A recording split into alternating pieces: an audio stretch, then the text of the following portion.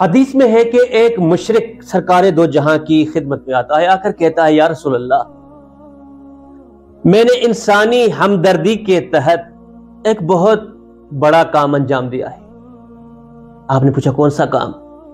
کہا میں نے 300 ایسی بچیوں کو کہ جنہیں زندہ دفن کیا جانا تھا نجات دلا کر ان کی پرورش کی۔ عصر جاہلیت میں آپ جانتے ہیں کہ عرب کا یہ دستور رہا ہے کہ جس کے گھر میں بچی پیدا ہوتی تھی وہ اسے بے عزتی ننگو آر سمجھ کر زندہ دفن کر دیتے تھے۔ یہ شخص کہتا ہے کہ یا رسول اللہ، جب بھی مجھے معلوم ہوتا تھا کہ فلاں قبیلے فلاں گھر میں کوئی بچی پیدا ہوئی ہے اور وہ اسے زندہ دفن کرنا چاہتے ہیں تو میں ان کے پاس جاتا تھا، والدین کے پاس، اور قیمت دے کر اس بچی کو ان سے لے کر اس کی پرورش کرتا تھا، یہاں تک کہ 300 بچیوں کو میں نے موت کے منہ سے نجات دلا کر ان کی پرورش کی۔ واقعاً اگر دیکھا جائے تو انسانی ہمدردی کا ایک بہت عظیم کام اس مشرک نے انجام دیا۔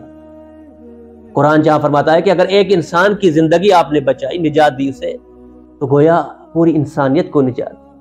لہٰذا یہ مشرک رسول خدا سے کہتا ہے کہ یا رسول اللہ، اتنے بڑے کام کے بدلے میں کیا تمہارا خدا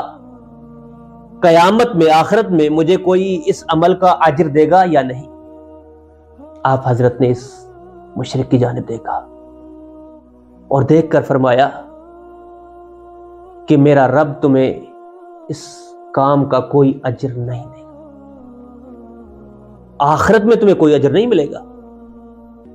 اس کا مطلب یہ نہیں کہ خدا نے تیرے اس نیک عمل کو ضائع کر دیا،